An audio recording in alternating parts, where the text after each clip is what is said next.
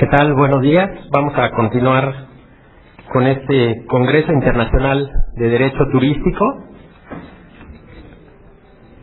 Y en la segunda mesa vamos a tener el honor de escuchar a distinguidos profesores de China, de España y de Colombia. En primer lugar, va a hablar el doctor Cheng-Lin Liu, quien es maestro en Derecho Administrativo por la University of Illinois at Urbana-Champaign. Es doctor en Derecho por la Washington University School of Law. Es miembro de la International Society for New Institutional Economics, miembro de la American Society of International Law, miembro de la American Association of Law Libraries, y es autor de un número importante de artículos publicados en prestigiadas revistas. También es autor de 6 libros, entre los cuales destacan Chinese Law for SARS, publicado en Nueva York en 2004, y uno próximo que va a salir en 2008, Chinese Law, Cases and Materials. Damos, sin más preámbulo, la palabra al doctor Cheng-Lin Liu. Thank you very much for the introduction. Gracias por la presentación. This is my first time to be in Mexico. I'm very glad to be here. Es la primera vez que estoy en México y estoy encantado de estar aquí. And today I'm going to talk about expropriation. Hoy vamos a hablar sobre la expropiación en China para construir grandes centros comerciales y centros turísticos.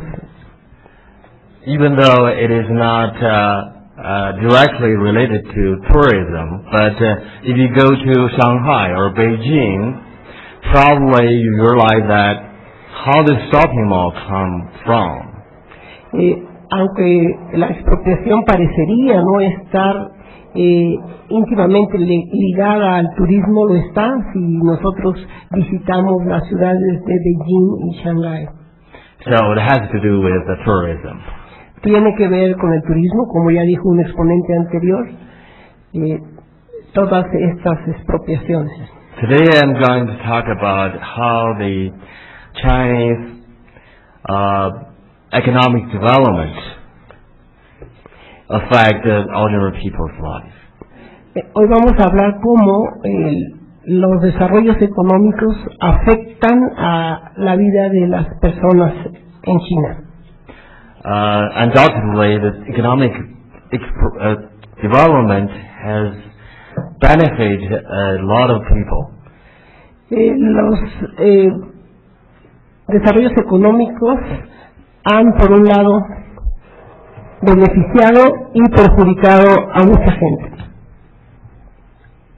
But at the same time, we can see the price that ordinary people paid for this development. Porque al mismo tiempo vemos el precio que las personas pagan por estos desarrollos, o lo que cuestan estos desarrollos a las personas.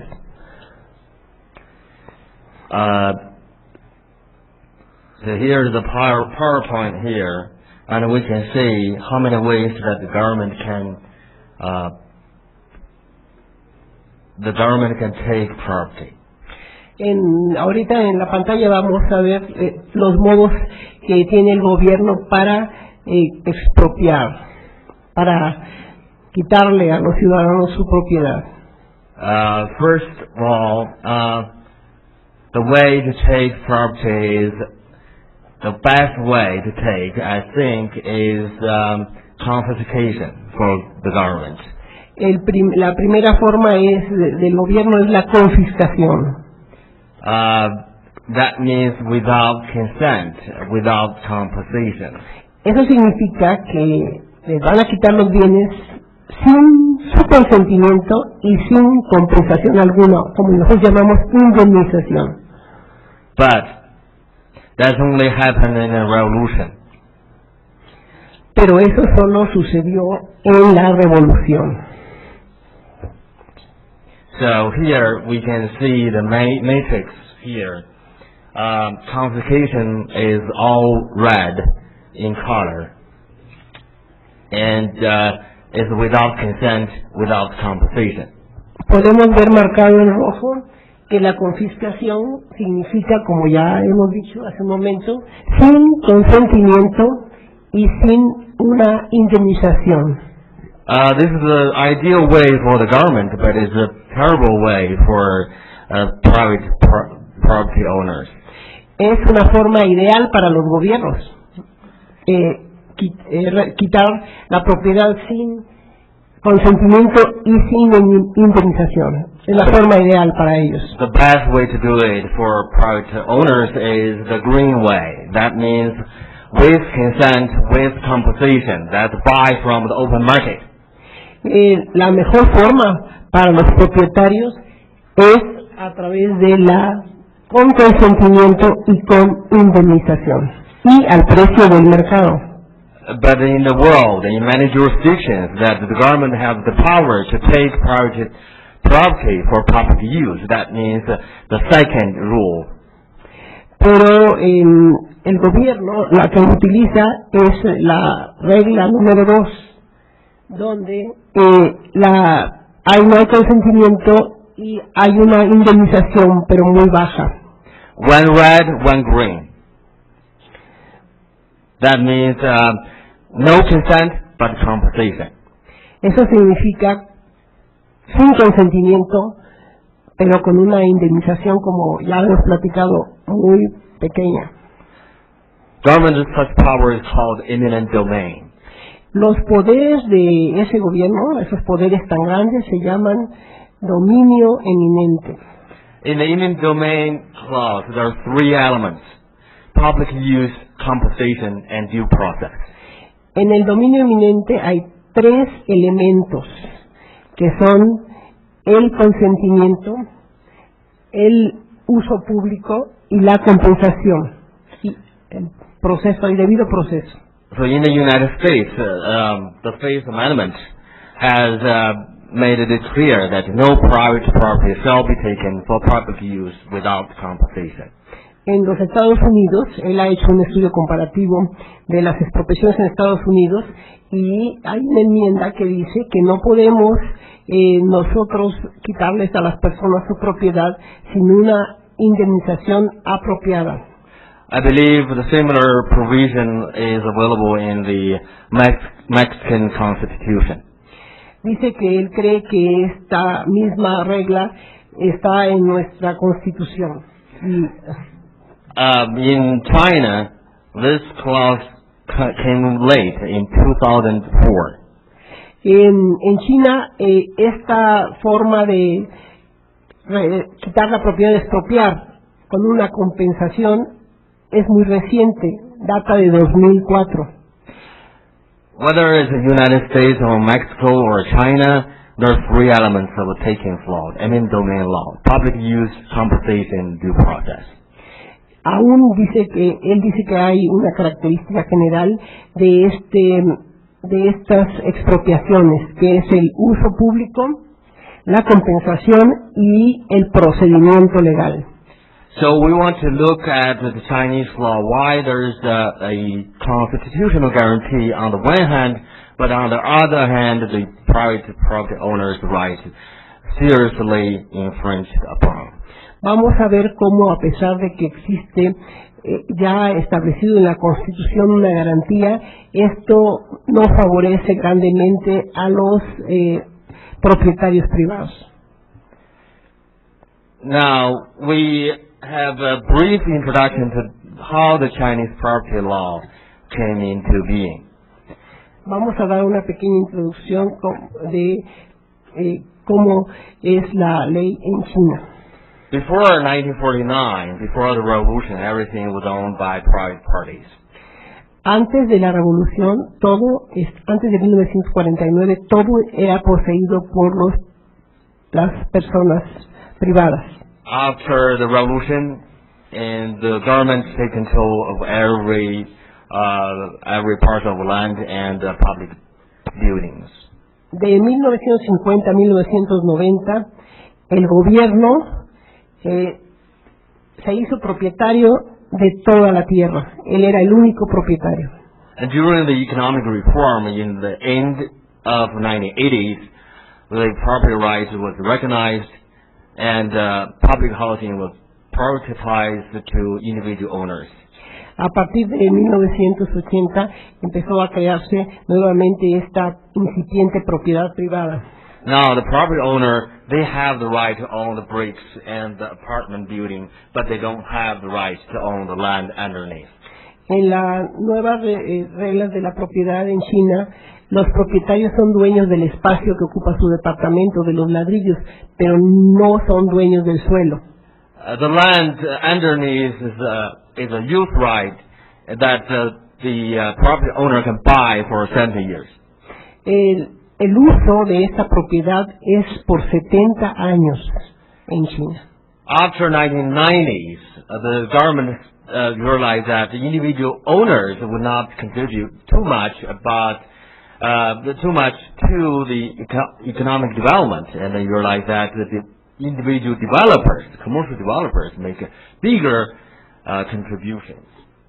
Bueno, a partir de 1990 surgieron todos estos grandes desarrolladores de vivienda y de alguna manera la controversia es que, como platicamos el doctor Liu y yo anteriormente, los desarrolladores pagan muy poco por las propiedades privadas. So the law recognizes the right of the developers to take private land for economic development, and as the title saying that taking the private homes for shopping malls. Bueno, la ley reconoce la prioridad del desarrollo económico. That's the background information of how the Chinese taking law came into place. Eso es lo que podríamos decir, los antecedentes de esta ley de la propiedad en China. 3 problems. Existen 3 problemas. First, public use.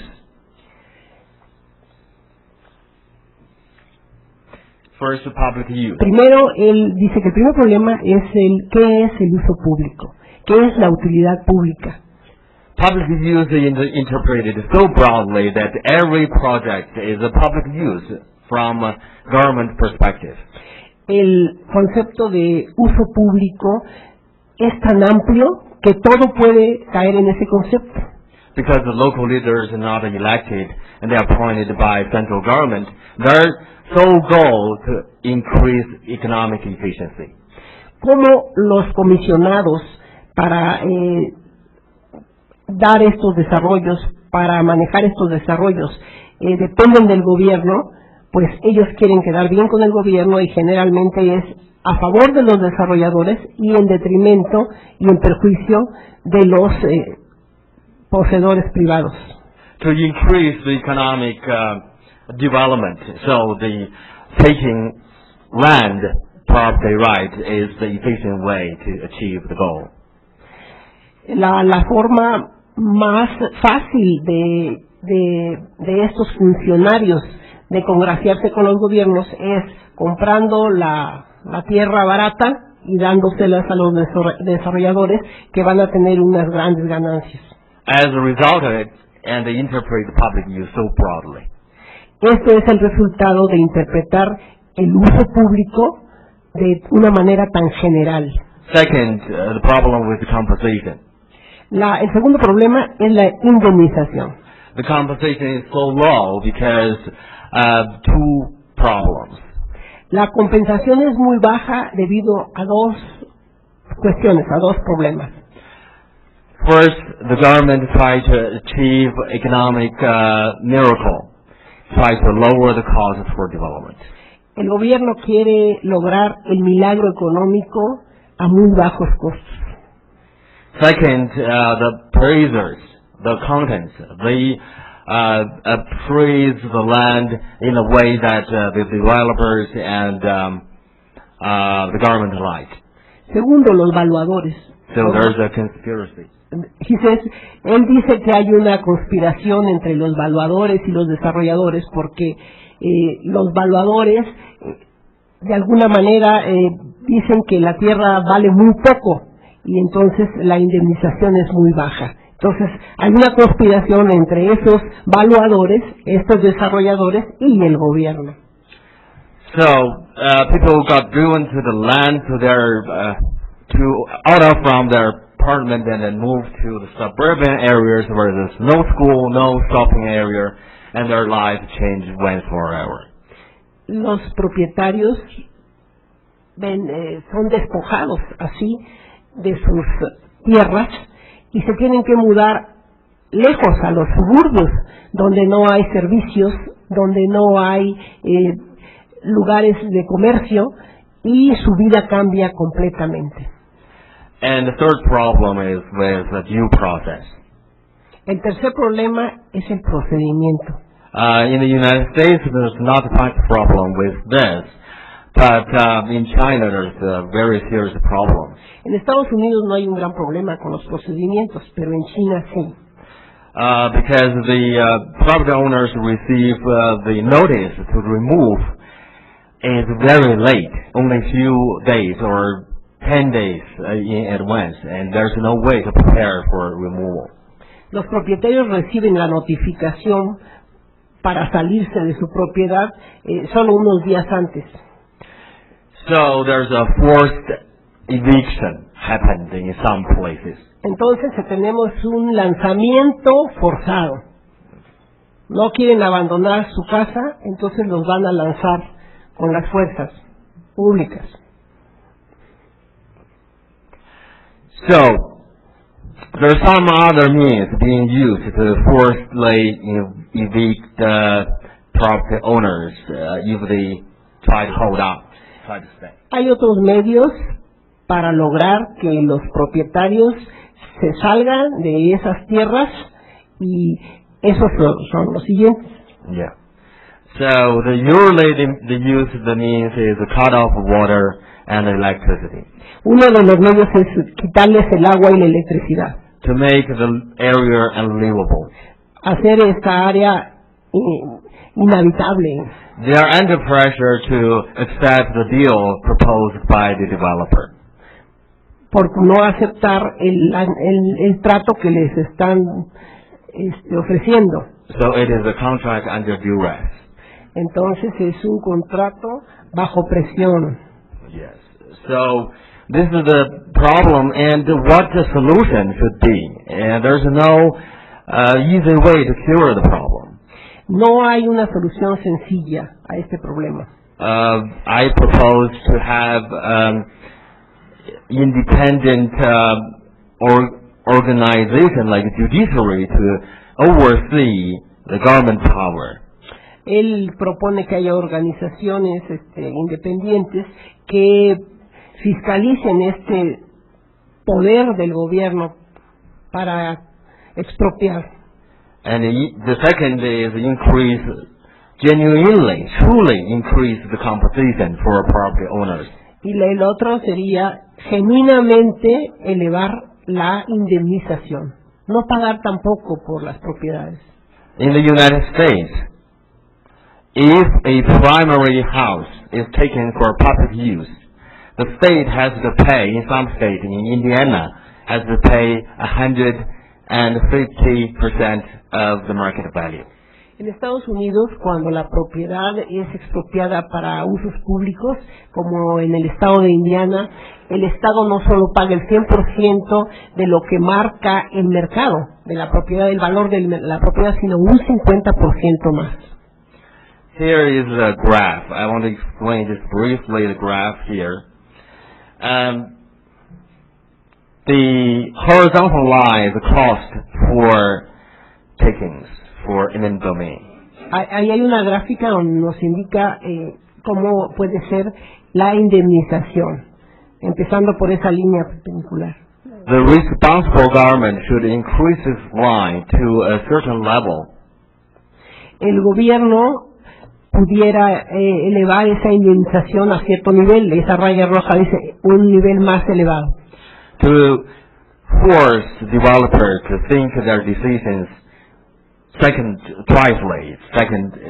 give full consideration of their decisions. Para que los desarrolladores piensen 2 o 3 veces en sus decisiones, because they have to pay more. porque tienen que pagar más. This is what happened in China. Eso es lo que sucede en China, Maybe in some other jurisdictions. tal vez en otras jurisdicciones, otros países.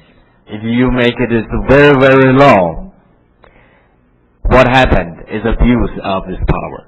Si tú das una indemnización muy pequeña como esa que marca, es abuso de poder. So Singapore is another example. During its economic development, Singapore did a similar thing that China is doing. En Singapur se ha dado el mismo fenómeno que en China. So here's the comparison of the cost between 3 jurisdictions: the United States, China, and Singapore. Aquí hay un ejemplo de 3 jurisdicciones: China, Singapur y los Estados Unidos. So that's the conclusion of this research, and I want to add Mexico Esta es mi into conclusión this study. para este estudio, y yo quiero añadir a México en este estudio. So any questions? Any questions? ¿Alguna pregunta? Una pregunta. Thank you. Thank you.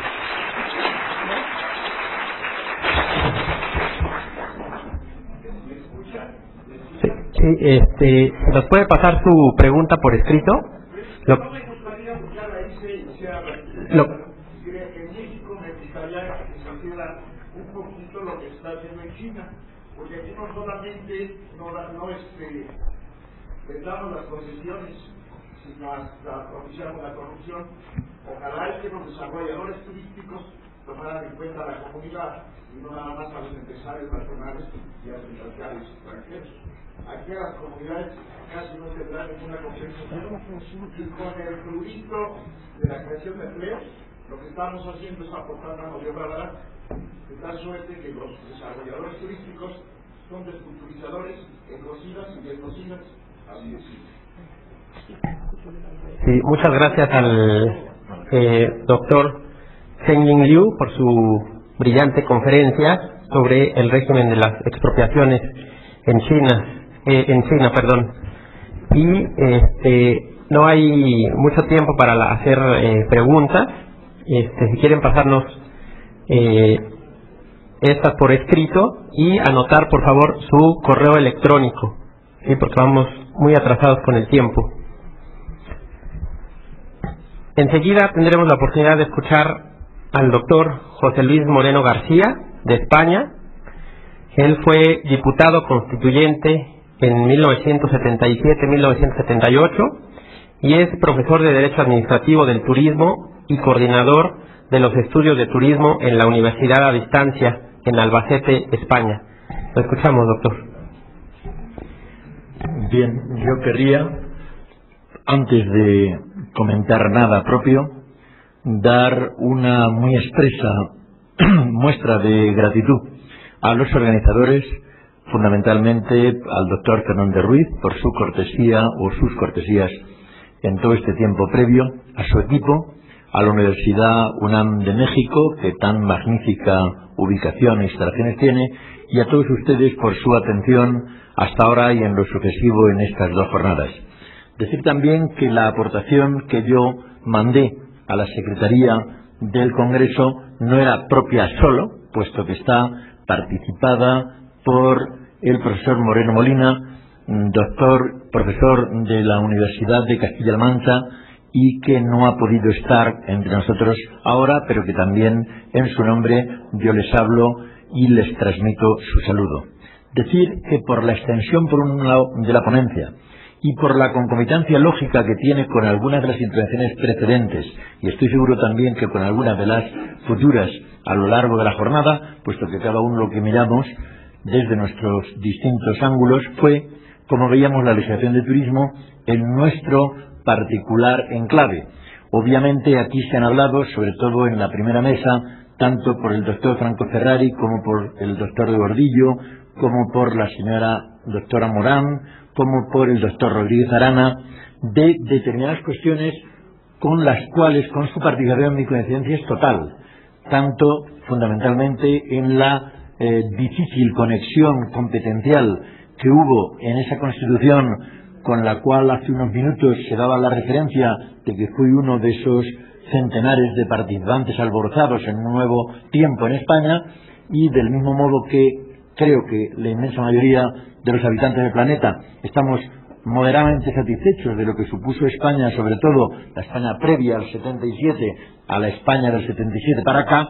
Es verdad que algunas cosas se hicieron pues de algún modo para salir del paso, intentando transaccionar entre todos los que estábamos en aquella peripecia lo que veíamos entonces y lo que veíamos en lo porvenir.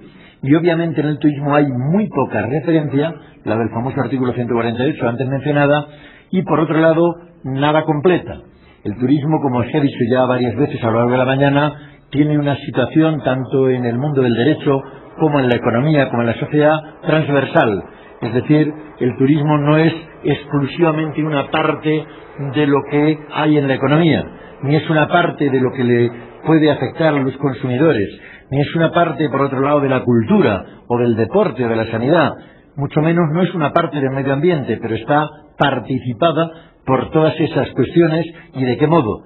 Y es verdad, como se ha dicho a lo largo de la mañana, que en el turismo confluye y mucho la acción no de la administración, sino de todas las administraciones, y como se ha dicho también recientemente, también por muchos particulares, incluso por quien ha intervenido en el coloquio, en la única pregunta que se ha habido, no solo por los particulares aislados, por las familias turísticas, bien las familias que hacen turismo, como las familias que prestan servicio a los turistas, sino también por los individuos, por las colectividades, por las comunidades que forman parte, por las asociaciones de hosteleros, por los propios alumnos y profesores de las disciplinas turísticas, así como por la cantidad de agentes informadores de turismo o informadores de cultura que a quienes informan son turistas, o monitores deportivos de golf, por ejemplo, que únicamente tratan con turistas, o de tantas disciplinas que tienen que ver con el mundo del caballo o con el mundo de las olimpiadas o con multitud de cuestiones más. Incluso se ha dicho desde la mesa,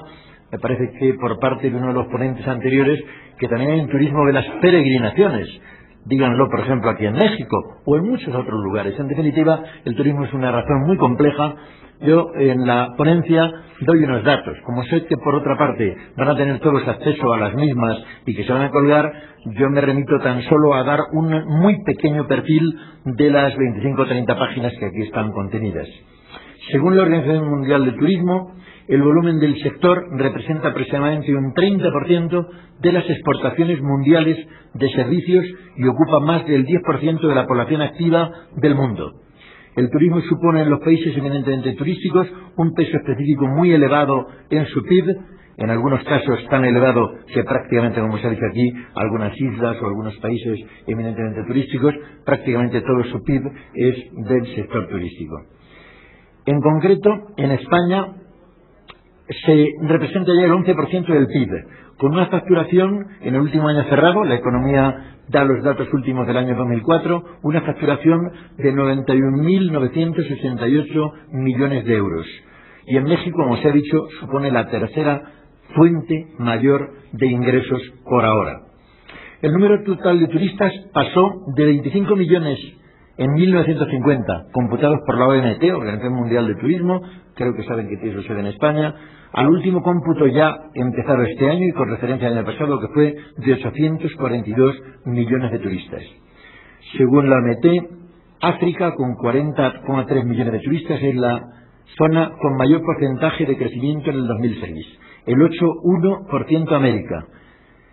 En España, el número total de turistas es aproximadamente de unos 58-60 millones de turistas al año, que nos sitúa en el segundo lugar del mundo, puesto que la cabeza la tiene Francia, con 76 millones de turistas en el año 2005, seguida por nosotros, por Estados Unidos y por China. La OMT estima que en el año 2020 se alcanzarán los 1.600 millones de turistas en el mundo. Es la actividad económica, por supuesto, que más ha crecido en el siglo pasado. Mientras que México ocupa el octavo lugar del mundo en llegada de turistas extranjeros, 21,9 millones en 2005, España era el segundo lugar y también lo tenía en el lugar de ingresos por turismo. El gasto medio en España de un turista es de 857 euros, según la encuesta de movimientos turísticos en frontera, Frontur, y la encuesta sobre gasto turístico. El 90% de las llegadas en España se agrupan en 6 comunidades: Cataluña, Baleares, Canarias, Andalucía, Comunidad Valenciana y Madrid. A cambio, los turistas nos vienen fundamentalmente de 3 países: Reino Unido, Alemania y Francia, que concentran el 61% de los turistas que viajan a España. Frente a estos datos hasta ahora, diríamos que estadísticos y, por qué no decirlo, de positivos y con tendencia al alza, de estas primeras páginas voy a destacar un dato no tan positivo, todo lo contrario. Un documento de trabajo del Parlamento Europeo de 28 de marzo del 2007 sobre una comisión de investigación, tanto en Madrid como para la Comunidad Valenciana y Andalucía, llevada a cabo entre el 27 de febrero y el 13 de marzo de este año, dice textualmente: lo que se está difundiendo a lo largo del litoral mediterráneo español no es tanto un desarrollo sostenible o sustentable, se dice aquí, la palabra es igual, programado de las comunidades locales, aunque tal desarrollo también se produzca, cuanto competencia un expolio de la propia comunidad y de su patrimonio cultural, el enladrillado auténtico del litoral, la destrucción de la fauna y la flora frágiles y el enriquecimiento masivo de una pequeña minoría a expensas de la mayoría. Las laderas de los montes se están invadiendo por un cáncer de viviendas crónicas, no porque éstas sean necesarias, sino porque suponen un beneficio ingente para urbanizadores, constructores, arquitectos y abogados. Desde hace unos 20 años se observa una tendencia cada vez mayor a la compra de una vivienda en el benigno clima del Mediterráneo español, ya sea para iniciar una nueva vida o para pasar allí los años de jubilación.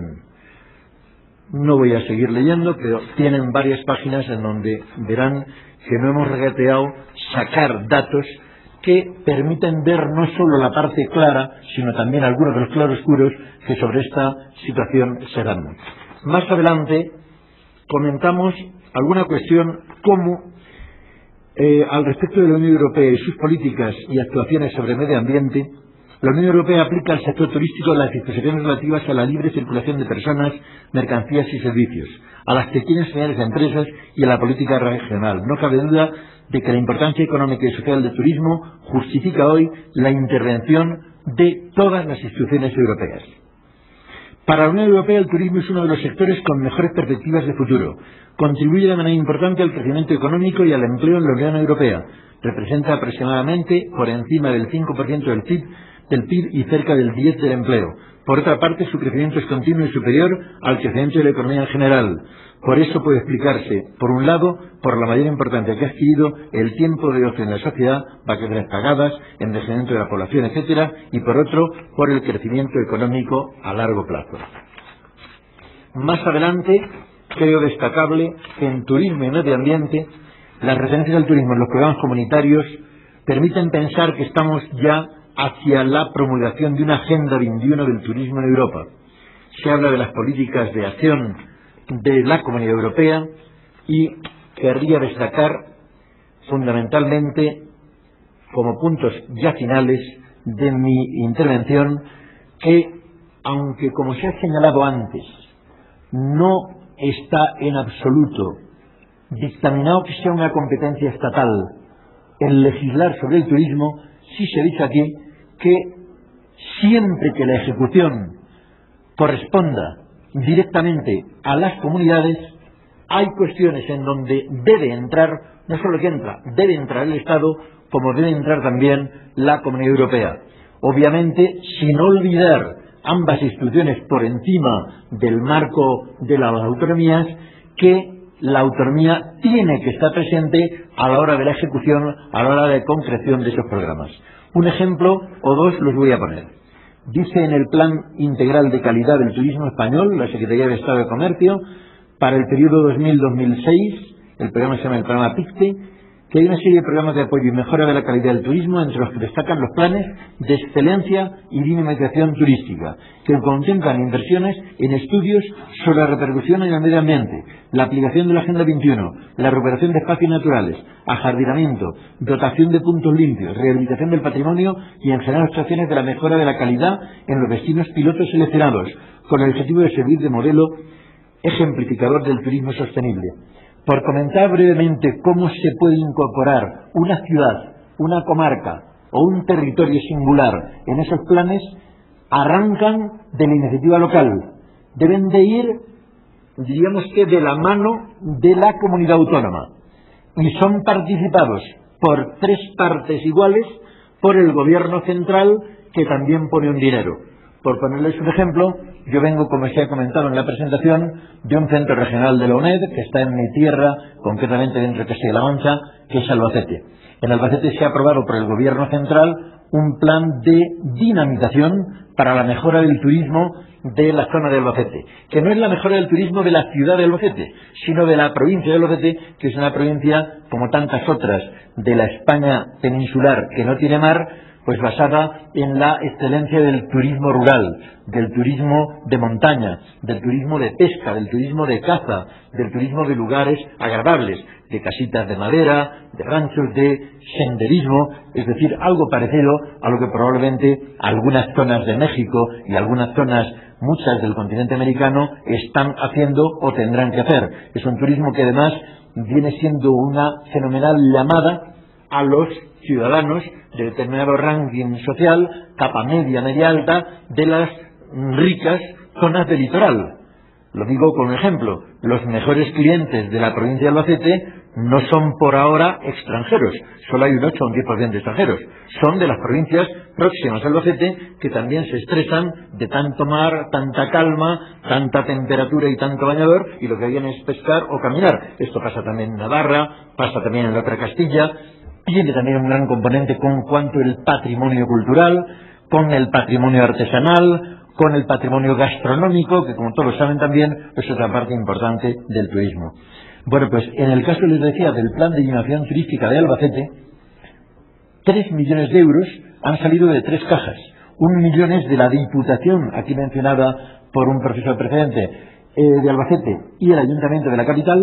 Otro 1 millón de euros el gobierno regional, y un tercer 1 millón de euros quien aprueba el plan, que es Madrid, en el objetivo ese de la calidad turística.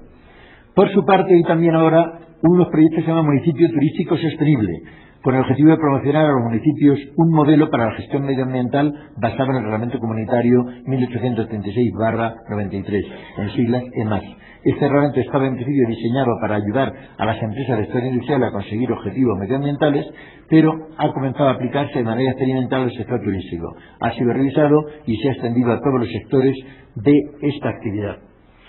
Después hay unas referencias a la legislación autonómica sobre turismo, y yo voy a terminar también diciendo que, trasplantada o traspuesta a España determinadas directivas europeas medioambientales, recientemente se ha hecho una legislación sobre, primero por decreto ley, o Real Decreto Legislativo después, y posteriormente por una ley de evaluación de impacto ambiental que se desarrolla a partir de la Ley 6/2001 de 8 de mayo, que sustituye a toda la legislación anterior en materia medioambiental y que expresa, de acuerdo con el artículo 3 de la ley esta, que son objetos de evaluación ambiental todo plan y programa, así como modificaciones que puedan tener efectos significativos sobre el medio ambiente y que cumplan con los 2 requisitos siguientes: A, que se elaboren o aprueben por cualquier administración pública, y B, que su elaboración y aprobación venga exigida por una disposición legal o reglamentaria o por acuerdo del Consejo de Ministros o del Consejo de Gobierno de cualquier comunidad autónoma. Se entenderá que tienen efectos significativos sobre el medio ambiente aquellos planes y programas que tengan cabida en alguna de las siguientes categorías. Es una enumeración que encontrarán en la página web correspondiente, pero en la que queda claro que cada vez de modo más intenso se va a producir, y se está produciendo ya, por iniciativas normalmente de las propias comunidades, de los propios sectores, por qué no decirlo también por iniciativa de los poderes públicos, fundamentalmente para España, de la Comunidad Europea, que tanto nos ha servido para dar el gran paso que ha dado nuestro país en las últimas décadas, pero que tanto nos puede seguir dando apoyo para que lo que hagamos se sustente con determinados calificativos de calidad, que tenga realmente un futuro razonable o sostenible, como estamos diciendo acá. Por mi vinculación a la UNED y a un centro donde se imparten 3 cursos de formación turística, yo estoy dispuesto también, no tanto en público, como si alguien a lo largo del día de hoy o de mañana me quiere pedir alguna información, para explicar un poco cómo son ahora los planes de formación, que por supuesto he dejado también en manos del doctor Fernández Ruiz, por si alguien quiere ver después toda la información de los planes, las carreras, el profesorado, los programas de estudios. En esa carrera sí hay una asignatura, es la que directamente llevo yo en Albacete, que se llama Legislación Administrativa de Turismo, no como una parte especial, sino como una asignatura troncal en la que se estudia razonablemente a lo largo del curso todas las disposiciones turísticas. Eso sí, en cada parte de España quien hace esas disposiciones es el poder autonómico, el poder legislativo de cada autonomía. Pero ¿por qué no decirlo? Son muy similares. En algunos lugares de España la calificación de determinados establecimientos rurales le ponen espigas, en otros ponen otras cosas. Los hoteles podrían poner estrellas u otra cosa, sin embargo todos ponen estrellas. Es decir, cada uno ve también razonablemente por el rabillo del ojo lo que hacen otros, sobre todo lo que hacen otros bien. Y del mismo modo que nadie se ofende ni se escandaliza por decir que buena parte del armazón constitucional del modelo de España de 1977-78 es un modelo que en buena parte está inspirada por el de Alemania Federal, pues los modelos turísticos en España no son todos excéntricos. Lo que sí son es distintos, porque hay regiones nuestras que tienen obviamente que frenar el desarrollo turístico. Tienen que hacer medidas exactamente de contrafomento, tienen que subvencionar que se quiten camas, mientras que en otros lugares del país tenemos que estar con el dinero público intentando poner, sobre todo en el medio local, iniciativas que ayuden bastante a despertar a personas que están prácticamente sin un objetivo para tener en la artesanía, en el turismo rural, en determinadas actividades complementarias, una o la única fuente para consolidar la población y el territorio, ayudado, como es lógico, por unas mejores comunicaciones y, como hemos venido diciendo, yo creo que varias personas a lo largo de la mañana, y probablemente seguiremos siendo otros, por un gran respeto que cada vez tiene que ser mayor y más vigilado por los ciudadanos y por el Poder Judicial de eso que es el futuro para todos, que es nuestro medio ambiente o la sostenibilidad del mundo en el que vivimos. Nada más y muchas gracias.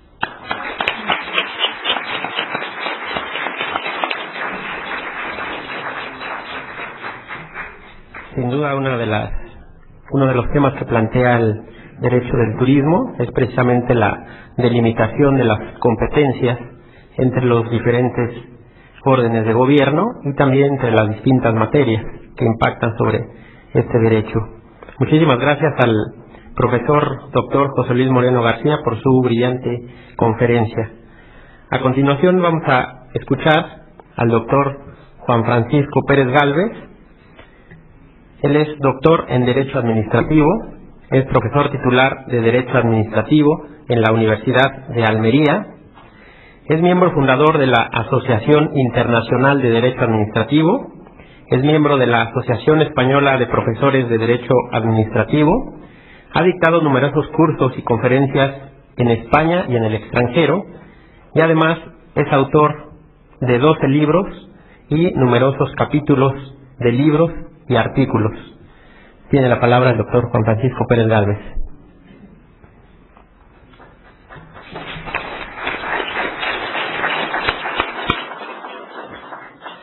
Bueno, en primer lugar deseo comenzar mi intervención, como todos los profesores, como todos los compañeros que me han antecedido en el uso de la palabra, agradeciendo a la UNAM, a la Universidad Nacional Autónoma de México, al Instituto de Investigaciones Jurídicas, a su director, que dio apertura solemne a este congreso internacional, y por supuesto a nuestro querido maestro, el doctor Fernández Ruiz.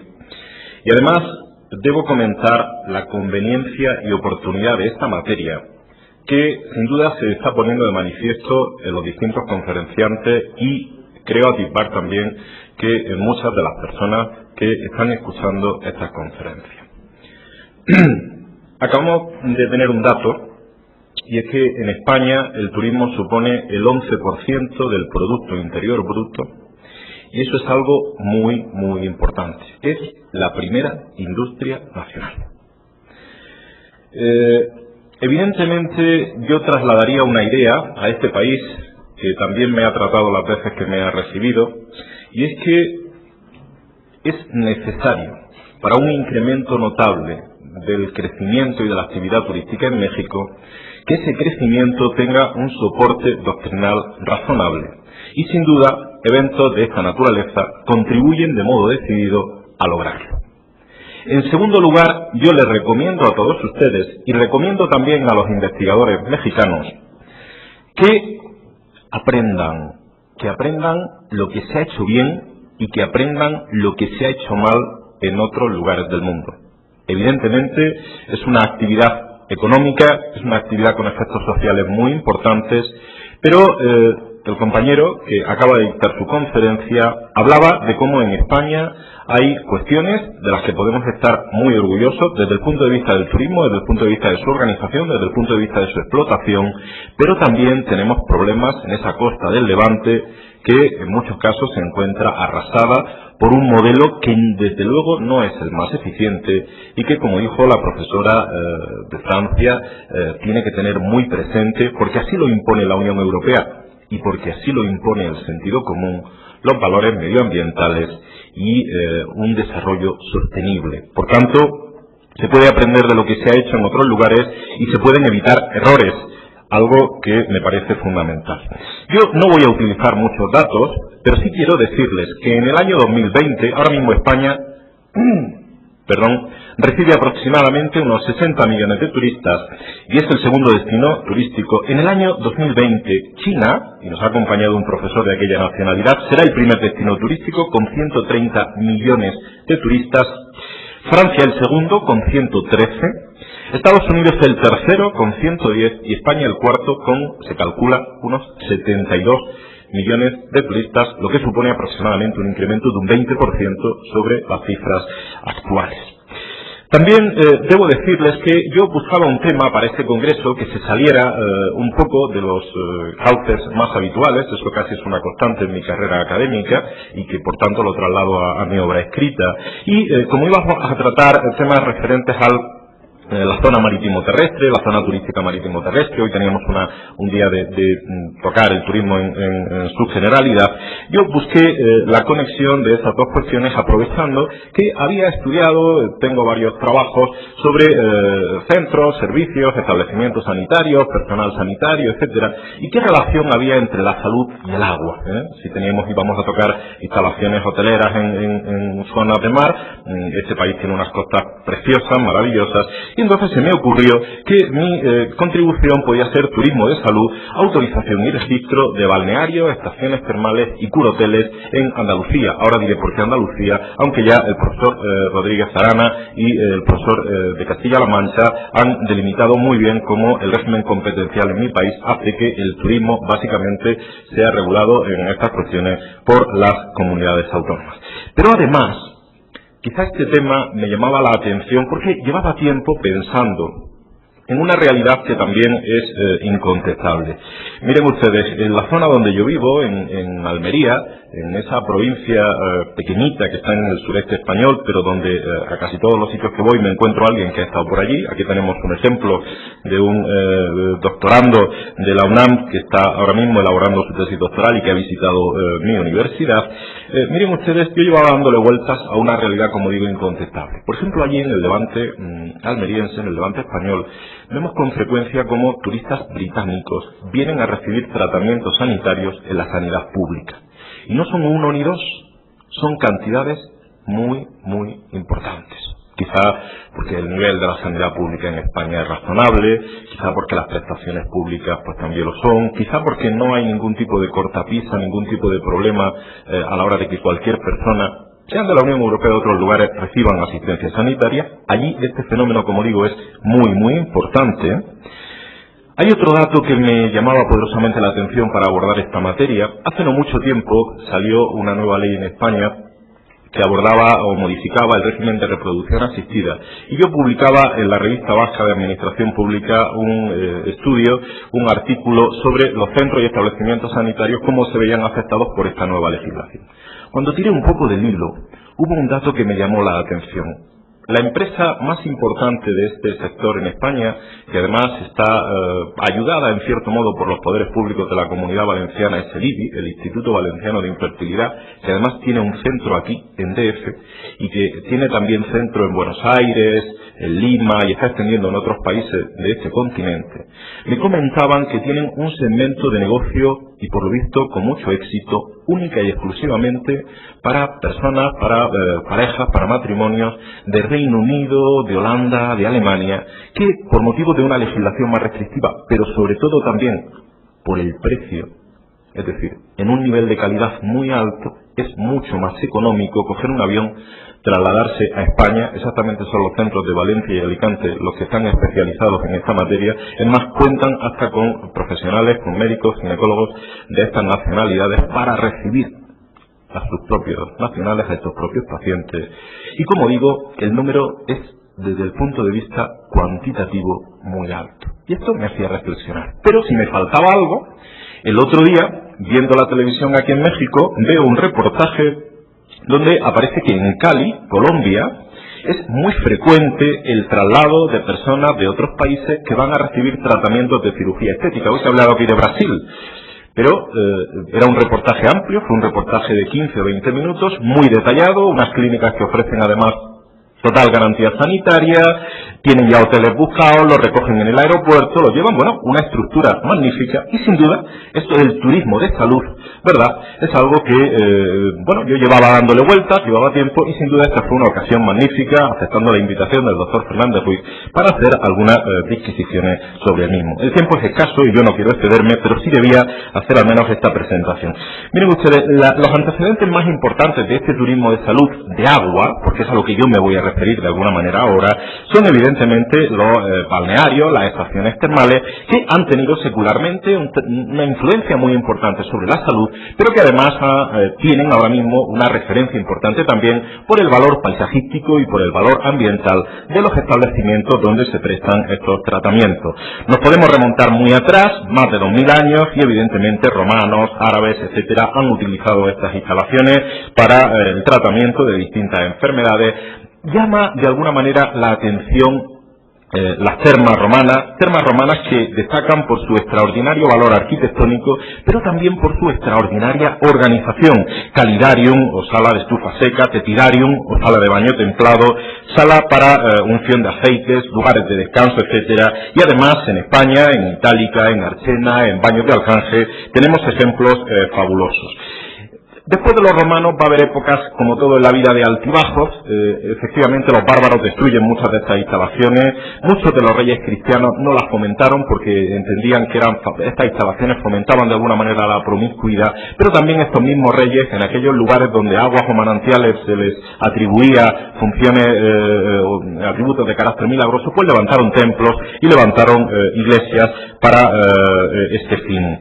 Albucasis, Avicena, Abenzoar o Averroes son sin duda médicos árabes muy importantes que hicieron florecer el termalismo. Una vez que tenemos la imprenta, la primera obra corresponde a Savonarola, y poco después, ya en el siglo XVII, básicamente, Alfonso de Limón, Gómez Bedoya y Diego Torres Villarroel son autores españoles que trabajan y son antecedentes necesarios médicos sobre la utilización de las aguas en materia de salud.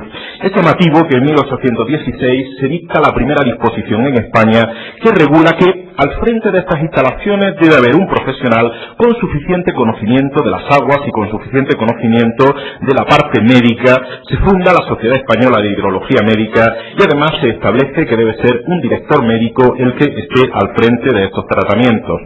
En el siglo XIX incluso se llega a calificar esta época como de diplomacia termal, porque personajes políticos y estadistas de la época, Bismarck en Enns, Napoleón III en Villafranche, Eugenia de Montijo en Vichy o Cánovas en Santa Águeda frecuentaban estos lugares y de alguna manera los popularizaron y tuvieron un desarrollo muy notable. Decir también que en los años 30 del siglo XX evidentemente se produce su declive porque hay nuevas terapias médicas y también se empiezan a orientar otros usos, otras actividades, más el turismo de playa, más otro turismo distinto. Yo me voy a referir muy brevemente al Libro Blanco del Turismo de España de 1990, que determina que esta materia, este sector, es evidentemente muy importante y sobre todo que va a tener un desarrollo notable, porque cada vez los ciudadanos buscamos lugares más alejados de la contaminación, del ruido, del estrés. Y hay que decir también que el sector empresarial español de balnearios, estaciones termales y curoteles, los famosos hoteles además donde se toma el spa, ha tenido una actitud muy positiva para invertir y para renovar estas instalaciones. Lo mismo puedo decir de las comunidades autónomas que han apoyado notablemente esta materia y también tuvo un éxito muy importante, un programa que se pone en marcha por primera vez en 1989 en España, del Ministerio de Trabajo y Asuntos Sociales, sobre termalismo, que precisamente intenta que en épocas donde no es un periodo álgido de turistas, es decir, donde hay menos personas que visiten estas instalaciones, se fomenta que personas de la tercera edad con un programa estatal pues puedan de alguna manera visitarlas a un precio muy asequible. Y una de las últimas iniciativas en esta materia ha sido un Real Decreto del año 2006, del 6 de octubre, hace aproximadamente casi un año, publicado en el BOE el día 20 de octubre, donde el Ministerio de Industria, Turismo y Comercio pone en marcha una línea de ayudas muy importantes para este sector. ¿Qué se busca en términos generales? Miren ustedes, se buscan varias cosas. En primer lugar, diversidad geográfica de estas instalaciones, porque generan riqueza, generan trabajo, generan prosperidad. En segundo lugar, que no se concentren en una sola instalación, en una sola época del año, en una sola estación. En tercer lugar, se promociona la primera industria nacional buscando el incremento de sectores o de nichos de mercado muy importantes, el turismo de golf, el turismo sanitario, el turismo de aventuras. Se busca una mayor especialización para llegar a más gente, para llegar a más turistas que además tienen un poder adquisitivo más alto y por tanto dejan más valor añadido en los lugares donde se ubican estos establecimientos. Se intenta potenciar la marca España, ese sol al que hacía referencia el profesor Gordillo, al que le agradezco dos cosas, que haya introducido, igual que el profesor Fernández Ruiz, el turismo de salud y luego además haberme enterado que sus antepasados son de Andalucía, lo que sin duda justifica en parte el notable éxito de su trabajo intelectual para todos. Decir otro dato también muy importante que ha salido aquí. Los municipios son conscientes de la revitalización económica y social que tiene el turismo en sus localidades y por tanto lo potencian de un modo muy notable. Han hecho referencia ya los compañeros que me han antecedido en el uso de la palabra. Esta introducción muy general y siendo consciente que España tiene que incrementar, ahora se busca no tanto el aumento de cantidad como la calidad. Por tanto, este es nuestro gran reto. Queremos que cuando los turistas vayan allí, no queremos un número de turistas mucho mayor, pero sí que gasten mucho más dinero. Y entonces, esto es un poco la tendencia. Sí hay que hacer un concepto. Decir básicamente que, los balnearios eran lugares donde se tomaban las aguas y había hospedaje. Las estaciones termales tienen un valor añadido porque efectivamente, trataban afecciones del aparato locomotor, respiratorio y digestivo, pero la temperatura de surgencia de las aguas tenía que ser al menos 4 grados, dice la legislación española, mayor que la normal. Y decir que los curoteles o los hoteles donde hay spa son establecimientos donde, al igual que los primeros balnearios, pero a la inversa, no se va a tomar las aguas y luego uno se hospeda, sino que aquí uno se hospeda y a la vez aprovecha estas instalaciones de agua que son muy importantes. Hay una web, la www.hidromed.com, que es la web oficial de la Sociedad Española de Hidrología Médica. Decirles, porque yo estoy hablando aquí de turismo de salud, que tiene que ser un médico que ha cursado la carrera de medicina y un médico que tras superar el MIR, que es la prueba a la que se someten todos los médicos, cursa una especialidad que solo se imparte en la Universidad Complutense, y que abarca la hidrología médica, que es el estudio de las aguas mineromedicinales, minerales naturales, marinas y potables ordinarias para estados de enfermedad y también para estados de salud. Yo hacía referencia aquí a las instalaciones que están al borde del mar. Hay una serie de tratamientos que constituye lo que se llama la talasoterapia, que es la utilización con fines terapéuticos del agua del mar junto al clima marítimo, y se potencia muchísimo. Respecto a la naturaleza jurídica, si hemos dicho algo sobre el concepto, vamos a decir algo también muy rápido sobre la naturaleza jurídica. Decir que su naturaleza jurídica es compleja, y les voy a decir por qué. Miren ustedes, si hay unas aguas que tienen unas cualidades especiales, hay que obtener un reconocimiento de la administración. Primera situación administrativa. Segunda, si un establecimiento quiere utilizarla, tiene que obtener la concesión respectiva. Tercero, tiene que obtener la autorización para alojar a personas, para hospedar a personas. Y cuarto, si tiene que prestar o quiere prestar servicios sanitarios, tiene que obtener también la autorización sanitaria de la administración. Y sobre esto, para que ustedes no pierdan de vista que es muy importante esta referencia, son establecimientos hoteleros, son establecimientos que reciben turistas, pero que tienen que tener una autorización específica de carácter sanitario. Hay un Real Decreto en España, el Real Decreto 1267/2003 de 10 de octubre, Bases Generales sobre Autorización de Centros y Establecimientos Sanitarios. Yo además tengo un par de libros donde se detalla medianamente esta materia, y habla de centros o de servicios sanitarios integrados en una organización no sanitaria. Si en una prisión, si en una empresa por el servicio de empresa, si en un hotel, en un balneario o en una residencia de la tercera edad hay que tener instalaciones donde hay un médico o personal de enfermería o un fisioterapeuta, tienen un régimen específico y una autorización específica, y lo mismo es exigible para estas instalaciones turísticas, hoteleras o de otro tipo. Respecto al procedimiento, decir que es doble de alguna manera. Hay primero una autorización administrativa de instalación, a continuación una autorización administrativa de funcionamiento, es decir, primero uno solicita a la administración pública el instalar un centro de estas características y tiene que explicar y justificar los requisitos más importantes: qué persona física o qué persona jurídica está al frente del mismo, qué tratamientos médicos, qué personal, qué medidas, qué instalaciones, la cédula de habitabilidad, etcétera, etcétera, etcétera. No me puedo extender mucho en esto. Decir simplemente dos cosas para ir concluyendo: que en todos estos centros son muy importantes las alegaciones. Es decir, la mayoría de ellos se someten al trámite de información pública, porque así lo establece la legislación, el procedimiento formalizado que regula la autorización de estos centros. Lo digo porque hay hoteles que pueden perjudicar o beneficiar determinadas zonas. Ha habido un caso muy llamativo que saltó a los medios de comunicación precisamente en Almería, el Hotel del Algarrobico, a muy pocos metros de la zona de dominio público marítimo terrestre, y que ahora mismo, después de que casi el hotel esté terminado, seguramente lo van a derribar. Bueno, pues estos procedimientos intentan evitar estos problemas. Y, en segundo lugar, hablar también de los informes de los técnicos de la administración, informes que tienen una presunción iuris tantum, por tanto se consideran legítimos y que son fundamentales en la resolución específica de este procedimiento y, por tanto, en otorgar la autorización. Vamos mal de tiempo, somos muchos los conferenciantes, son muchas las cosas que podemos decir. Yo desde este momento, como evidentemente voy a estar aquí todo el día, bueno, esta tarde tengo que asistir a otro acto, pero mañana voy a estar aquí también todo el día, lo que queda de mañana, estoy a su entera disposición para que sobre este tema o sobre cualquier otro que estimen oportuno me puedan ustedes preguntar o requerir lo que quieran. Agradeciéndoles muchísimo su atención, quedo a su entera disposición. Muchas gracias.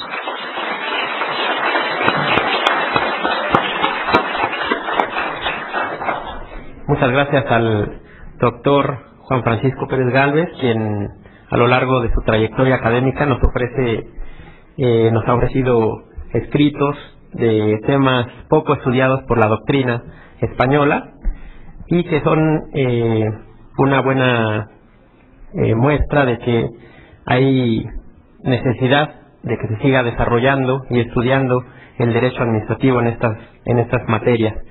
Y es importante también para todos los alumnos que se encuentran aquí presentes, porque abre nuevas vetas de investigación entre los jóvenes para presentar sus trabajos, por ejemplo, de tesis o algún artículo de investigación. Enseguida vamos a tener la oportunidad y el honor de escuchar al doctor Jaime Orlando Santofimio de Colombia, quien es abogado por la Universidad Externado de Colombia. Es máster en Administración Pública Municipal por el Instituto Brasileño de Administración Pública y por la Universidad Externado de Colombia. Es doctor en Derecho por la Universidad Externado de Colombia, profesor titular de la Cátedra de Derecho Administrativo, director del Departamento de Derecho Administrativo de la Universidad Externado de Colombia, director de la Maestría en Derecho Administrativo de la misma universidad y director de la especialización en Derecho Administrativo, Contencioso Administrativo, Contratación Estatal, Derecho Urbanístico y Función Pública en la Universidad Externado de Colombia. También fue profesor invitado de la Universidad Carlos III de Madrid y también profesor investigador de este Instituto de Investigaciones Jurídicas. Además, es autor de la importante obra Tratado de Derecho Administrativo, publicada en 4 volúmenes en Colombia, y de las obras Bases Constitucionales del Régimen Municipal, el concepto de usuario en servicios públicos y servicios públicos domiciliarios. Con ustedes, el doctor Jaime Orlando Santofimio.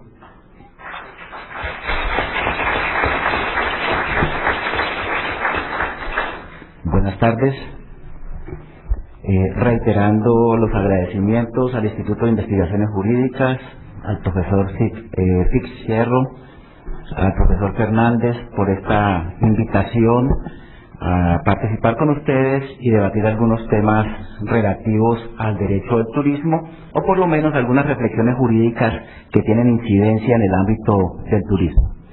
Me ha correspondido un tema de por sí interesante, poco explorado en el ámbito de la literatura jurídica, que es el relativo al de la propiedad de los extranjeros en las zonas de interés turístico, básicamente en las zonas costeras, eventualmente en las zonas fronterizas. Es decir, con este tema lo que se busca es explorar, así lo entiendo, hasta qué punto, sobre todo extranjeros inversionistas, pueden tener acceso a la propiedad de la misma manera que la puede tener cualquier nacional en cualquiera de nuestros países. Ese es el tema, ese es el problema jurídico. El solo título del artículo ya envuelve de por sí un problema que tiene diferentes soluciones de acuerdo a las concepciones políticas e ideológicas sobre las cuales se mueve el concepto de propiedad. En este sentido, como primer punto, para intentar aproximarnos a una solución del problema, o por lo menos describir el problema desde las diferentes concepciones que existen, les puedo plantear lo siguiente. Se pueden observar 4 grandes vertientes del pensamiento en torno a la propiedad y el extranjero. Una primera concepción absolutista que nos lleva a entender de que la discusión de si es extranjero o si es nacional el que adquiere un predio o adquiere un bien en el territorio nacional es absolutamente insignificante en la medida, o intrascendente en la medida en que no se reconoce la propiedad privada. Obviamente este primer escenario no es el escenario de nuestro interés y no es el escenario respecto del cual vayamos a hacer cualquier tipo de análisis, porque desborda en absoluto lo que es nuestra línea de pensamiento, y en segundo lugar, pues porque sencillamente no hay tema de propiedad sobre la cual hablar. La segunda concepción es una concepción política que ideológicamente se sume en razones de consideraciones de soberanía y sobre todo de un entendimiento de la soberanía como ejercicio de protección a los bienes estatales y a los bienes que integran el territorio nacional, dentro de los cuales se incorpora igualmente el tema de la propiedad. Es una concepción según la cual el Estado puede, por razones políticas, establecer restricciones, intervenir para evitar que en determinados sectores de su territorio los extranjeros puedan tener algún tipo de acceso a la propiedad, no a otros mecanismos, como puede ser la posesión o eventualmente la tenencia, la propiedad. Esta concepción absoluta y protectora del concepto de soberanía coincide históricamente con los momentos de la propiedad individualista y absolutista. Es decir, se trata de frenar la posibilidad de que a través del concepto de propiedad la soberanía nacional, el territorio nacional, se pueda ver cercenado y eventualmente entrar en conflicto con otras potencias en razón de la propiedad absoluta que pueda tener un particular. Obviamente esta concepción individualista de propiedad pues ha sido históricamente revaluada, y en este momento los escenarios sobre ese concepto son otros, ya lo veremos más adelante. Luego, en mi opinión, el concepto, este segundo escenario, este segundo estatuto del concepto de soberanía protectora de los terrenos y el territorio nacional, pues eventualmente puede ser objeto de críticas en cuanto que no se justificaría en estos momentos. El tercer estatuto que hemos recogido y que ustedes podrán en la ponencia analizarlo, es un estatuto que va al otro extremo. Es un estatuto según el cual es la economía, es el mercado, son los intereses económicos los que motivan que cualquier bien en cualquier latitud pueda ser objeto de negociación, pueda ser objeto de comercio, que no pueden existir normas administrativas ni mucho menos legales que puedan establecer talanqueras, puedan establecer restricciones al libre comercio inclusive de los bienes como la propiedad del suelo para efectos de nacionales o extranjeros. Insisto, es una concepción fundada en razones de economía, en razones de tráfico jurídico libre, de consideraciones de agilización de los mercados, etcétera, etcétera, de la posibilidad de que el inversor, la persona interesada en hacer inversiones en materia turística hotelera, pues tenga la libertad de llegar donde se requieran de sus capitales. La cuarta concepción que hemos venido trabajando, la hemos expuesto ya en varios trabajos y tuvimos oportunidad de sustentar con ella algunos conceptos sobre licencia urbanística en el Congreso Mexicano de Derecho Urbanístico que tuvimos la semana pasada en Monterrey. Se funda en consideraciones de Estado social de derecho, en razones de principio de igualdad a la luz de las consideraciones del Estado social de derecho. Se funda en razones de posibilidad de limitaciones a la propiedad no solamente del nacional, sino también del extranjero, por razones de interés general, de interés público, ¿sí? Pero no de razones de interés público abstracto, un poco en ese sentido que criticaba tanto el expositor chino en la conferencia inicial de esta jornada o de este módulo, sino en una consideración de interés público razonado, sustentado, sujeto a eventuales consideraciones de razonabilidad, donde se respeten básicamente dos principios, como son los principios de ponderación y el principio de proporcionalidad. Es decir, que toda razón que se vaya a dar, que toda motivación de la norma limitativa de la propiedad tenga un fundamento real y verídico y corresponda necesariamente a una desproporción que se haya observado en la relación entre el interés general y el interés de ese particular, sea nacional o sea extranjero. Nos parece que es una teoría razonable, que es una teoría que evita arbitrariedades, que es una teoría que no se casa con el absolutismo del concepto de soberanía desmedida y sin razón de ser, sencillamente por simples razones de consideración política, y que nos lleva y nos hace caminar por un ámbito mucho más real, mucho más coherente, defensor de los derechos de los ciudadanos y de los no ciudadanos, y sobre todo bajo consideraciones que pueden eventualmente fomentar determinados flujos de economía. Esas serían a grandes rasgos las cuatro grandes consideraciones, los cuatro grandes estatutos que ustedes irán a observar dentro del desarrollo de la relación entre propiedad y extranjero. Muy bien, esa sería la primera parte de la conferencia. La conclusión a que llegamos, evidentemente, es que adoptamos la posición del Estado social de derecho, el concepto de, y vuelvo insisto, de interés público e interés general, sustentado, no absurdo, no abstracto, sino reconducido a razones objetivas que solamente nos lo dan manejando estos dos principios que tradicionalmente nuestra jurisprudencia ha venido exponiendo en algunos pronunciamientos. Hago referencia a nuestra jurisprudencia de la Corte Constitucional Colombiana, obviamente, porque es el régimen jurídico sobre el cual paso a hacer la segunda parte de mi conferencia. Muy bien, entonces ahí les dejo esas cuatro concepciones. Ahora, como se me pide que analice eso frente al régimen jurídico colombiano, pues voy a hacer algunas consideraciones de cómo funciona en el sistema colombiano. Lo primero que tengo que decirles y afirmarles es que, a diferencia de muchos países latinoamericanos, y esto es una consideración básica para que ustedes entiendan lo que les voy a plantear, es que Colombia no ha sido un país de tradición de extranjeros, ha sido en nuestra historia un país insular, un país donde recientemente conocíamos algunos informes que aparecían perdidos, o por lo menos en su momento fueron secretos, de la política estatal respecto de los extranjeros. ¿Sí? Y vamos a ver ahora cómo hay unas normas limitativas de la propiedad de los extranjeros, ¿sí?, que no las entendemos a la luz de un Estado social de derecho del año 2007, pero que nos vienen de una mentalidad del año 1940, donde seguramente nuestros gobernantes y nuestros legisladores obedecían a otro tipo de razonamiento para elaborar las normas.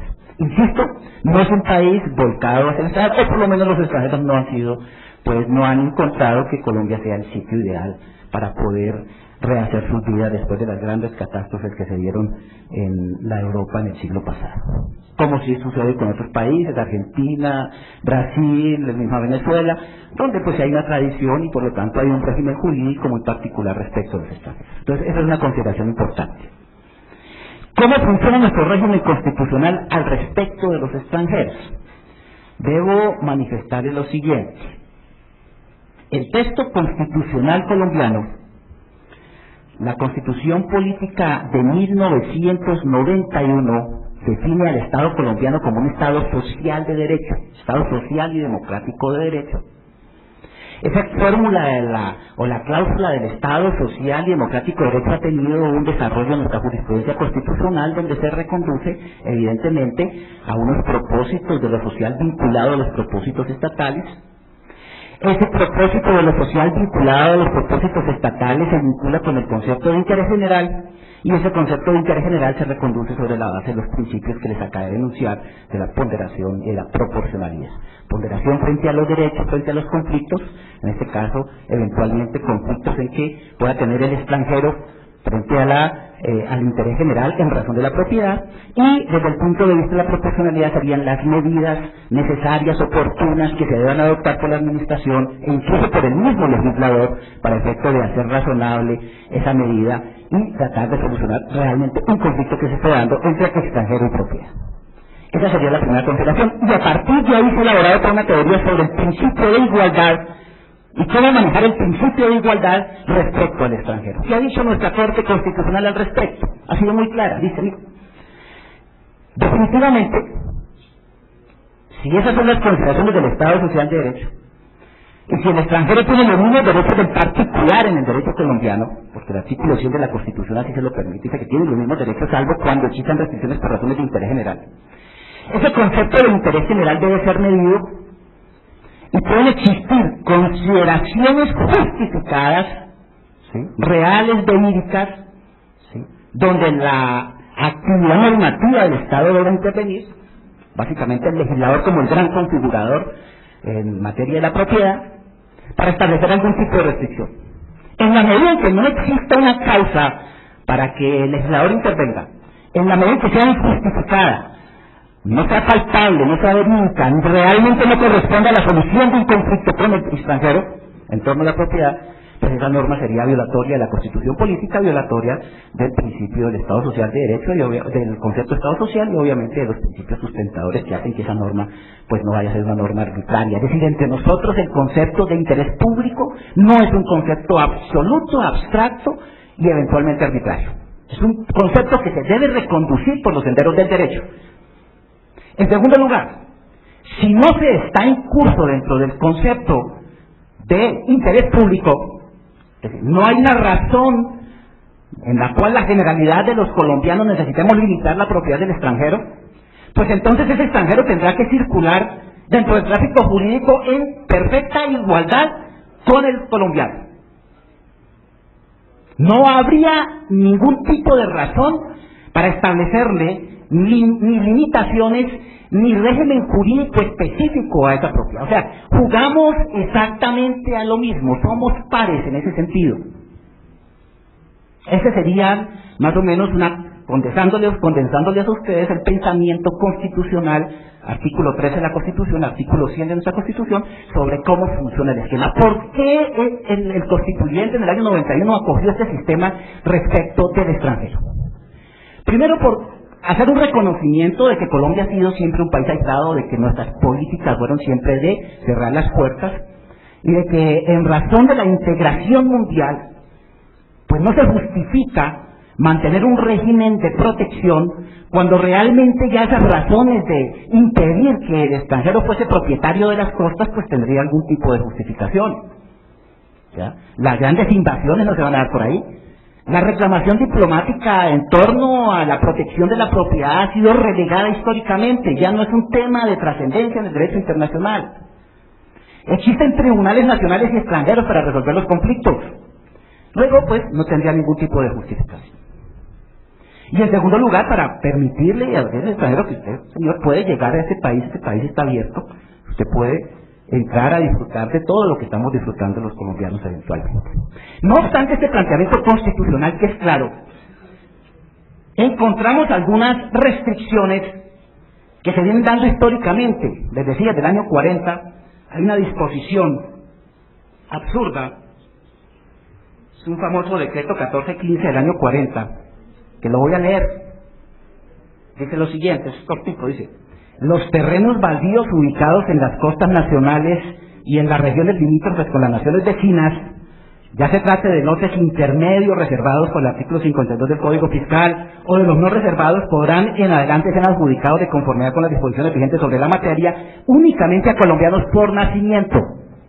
Parágrafo: los terrenos baldíos adquiridos de conformidad con este artículo no podrán ser traspasados a extranjeros a ningún tipo. Razones de la norma. Primero, Colombia era hacia 1940 y sigue siendo en la actualidad un país subpoblado. Básicamente la población se concentra en la región andina.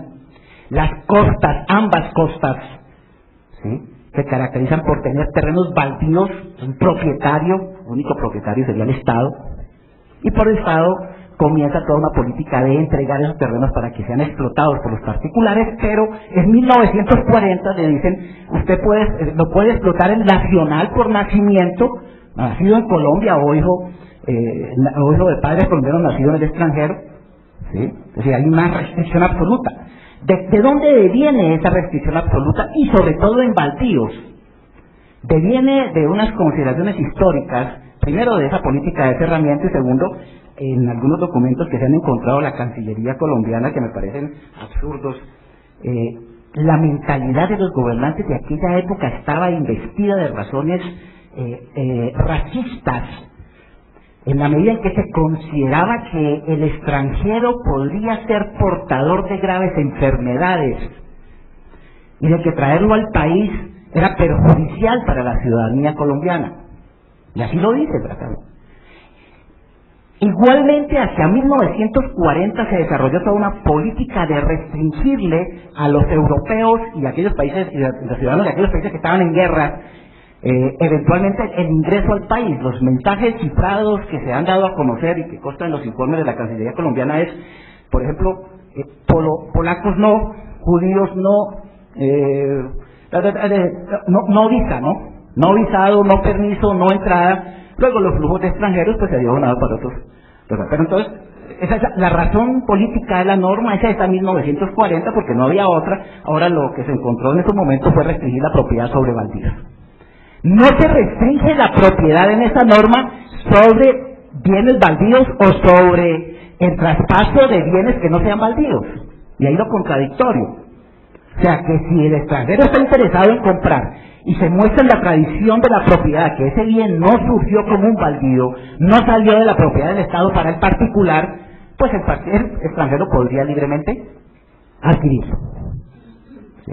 Esto tanto en las zonas costeras como en las zonas fronterizas. Recientemente hay otras restricciones de materia fronteriza, por ejemplo, el caso de las con Brasil en la frontera con Brasil hay un tratado internacional que dice que determinados metros de la frontera es imposible negociarla o no es negociable el territorio ni el terreno, ni es posible dar licencias de construcción en ninguna de esos. Hay unas limitaciones por razones de seguridad y de protección de los sitios fronterizos, etcétera, etcétera. Pero bueno, eso sería más o menos el contexto de la limitación que tenemos en este momento. Esta limitación lleva entonces a hacer algunas consideraciones eventualmente por nuestra Corte Constitucional, de que en Colombia los extranjeros pueden adquirir terrenos, que en Colombia los extranjeros pueden adquirir en zonas costeras y fronterizas, que no lo podrían hacer si son terrenos que devienen de bienes baldíos, para lo cual no habría ningún tipo de posibilidad de que se entren a negociar. Si se llegan a negociar esos bienes, pues estarían viciados los contratos de nulidad absoluta, y bajo el nuevo esquema jurídico colombiano esos negocios podrían ser objeto de acciones populares, porque teóricamente se estaría atentando contra el interés público general, ¿sí? Adicionalmente a eso, desde el punto de vista de la acreditación documental, pues ahí hay otras normas administrativas que hacen viable el ejercicio de esta potestad por parte de los extranjeros, en la medida en que tendrán que acreditar su situación, si están en el territorio nacional, demostrar que tienen pasaporte y visa, pero también si son inversores extranjeros que nunca han llegado al territorio nacional pero quieren realizar sus inversiones, pues pueden hacerlo realmente, siempre y cuando no, inclusive desde sus respectivos países, así nunca hayan pisado territorio nacional, a través de mecanismos de inversión extranjera en el territorio nacional, ¿sí? Sujetos pues a todo el régimen cambiario, etcétera, etcétera, ¿sí? Pero siempre y cuando no se trate de bienes baldíos. Ahí tenemos la norma. Esa norma no ha sido revisada, es una norma que continúa vigente y sí resulta ser un poco fastidiosa para quienes en este momento están realizando grandes proyectos, sobre todo en la costa atlántica colombiana, no tanto en la pacífica, que encuentran como no podrían eventualmente los extranjeros ser propietarios de los terrenos porque existen estos tipos de limitaciones. Entonces, esas serían pues a grandes rasgos lo que es la ponencia, las 4 grandes concepciones que analizamos, el análisis que efectuamos del contenido de la propiedad frente al Estado social y democrático de derecho, nuestros sustentos en torno a la ponderación y al principio de proporcionalidad para hacer razonable el análisis de la propiedad frente a cualquier sujeto, sea nacional o sea extranjero, y las consideraciones que ya les he mostrado aquí de lo que ha sido las relaciones históricas de la norma jurídica colombiana con el tema de los extranjeros. Muchas gracias.